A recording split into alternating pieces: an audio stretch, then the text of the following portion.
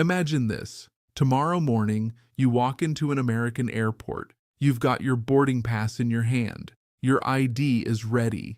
You're thinking about your flight, your destination, maybe the people waiting for you on the other side, but something feels off the moment you step inside.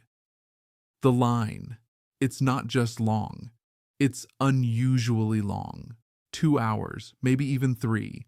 People are standing still. Some are frustrated. Some are already worried about missing their flights. And then you see something that stops you completely.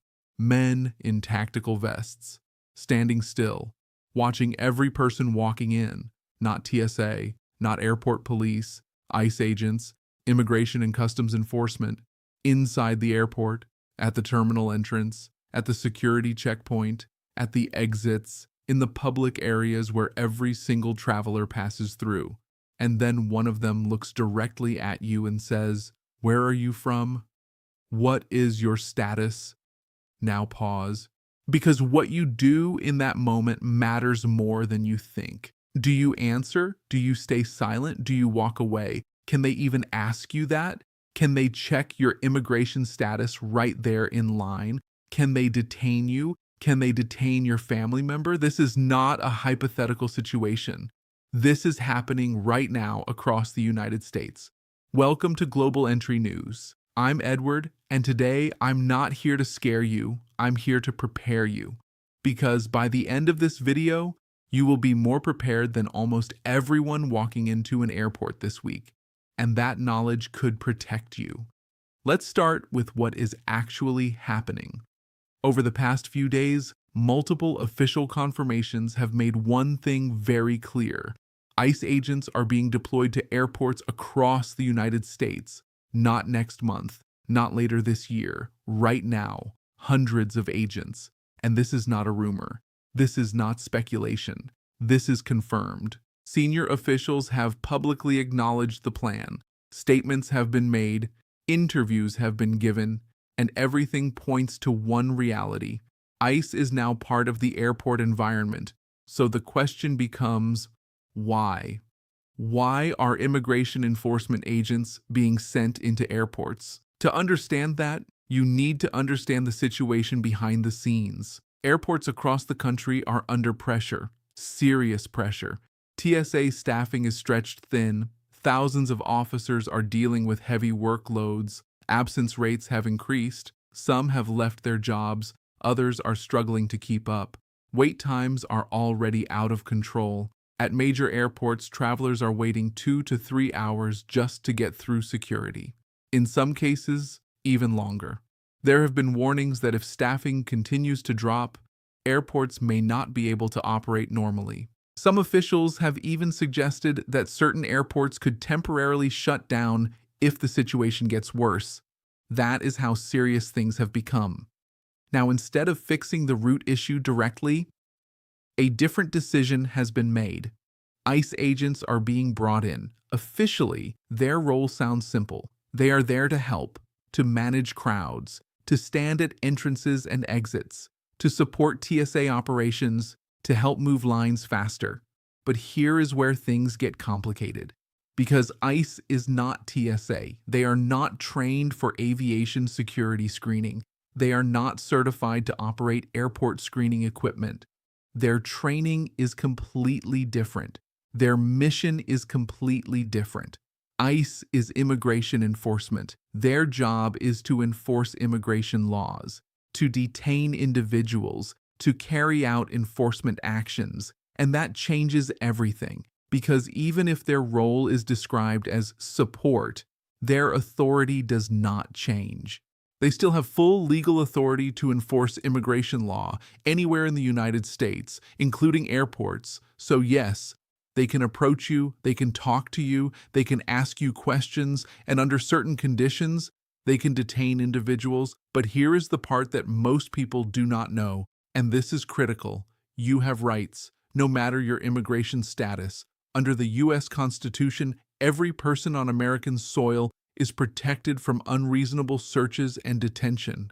An ICE agent cannot legally stop you without probable cause, not because of how you look, not because of your accent, not because of your background, Simply being at an airport is not a reason. Simply appearing foreign is not a reason. Simply speaking a different language is not a reason. And most importantly, you have the right to remain silent.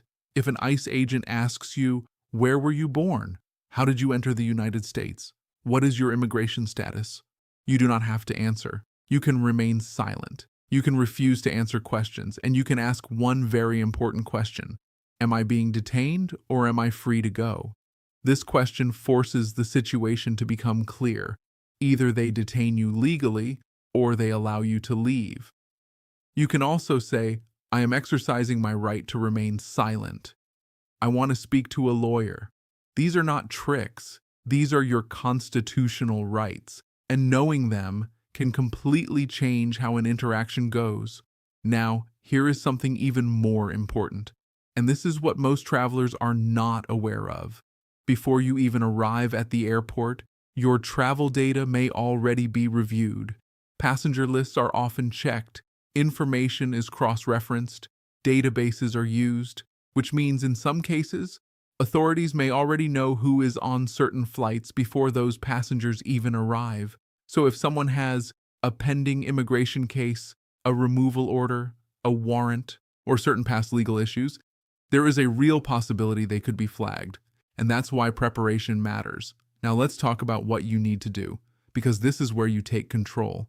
First, carry your documents. If you are a green card holder, carry your green card. If you are a U.S. citizen, carry your passport or proof of citizenship. If you are on a visa, carry your approval documents, and don't rely on just one copy. Keep digital copies on your phone. Keep physical copies in your bag. Because if you are questioned, you want to resolve it immediately, not later. Second, know your rights. Memorize those key phrases. Understand what you can say, because in a stressful situation, clarity matters. Confidence matters. Third, arrive early, much earlier than usual. This is not a normal travel week. Lines are longer, processes may be slower, confusion can happen. Give yourself time. Stay ahead of the situation. Fourth, stay calm. This is extremely important. Most travelers will go through the airport without any issue, but panic can escalate a situation. Confidence and awareness protect you. Fifth, if you have any unresolved immigration issue, talk to an immigration lawyer before traveling, not after. Before. Because understanding your situation in advance can prevent serious problems. Now take a step back, because this is bigger than just airport lines. What we are witnessing right now is a shift, a major shift. Immigration enforcement is entering everyday public spaces in a visible way. And that changes the experience for millions of people, not just undocumented individuals, but green card holders, visa holders, even U.S. citizens, because mistakes can happen, and they have happened. And when they do, the only thing that protects you is what you know. Think about this. A naturalized citizen traveling to visit family, being questioned at an airport entrance, a student on a valid visa, feeling pressure just because of their background, a family traveling together, unsure of what to say. This is new, and it matters. Airports were never designed for this. They were designed for travel, for movement, for security screening related to flights, not for immigration enforcement in public areas. And when these two systems overlap, confusion happens, fear happens, mistakes happen.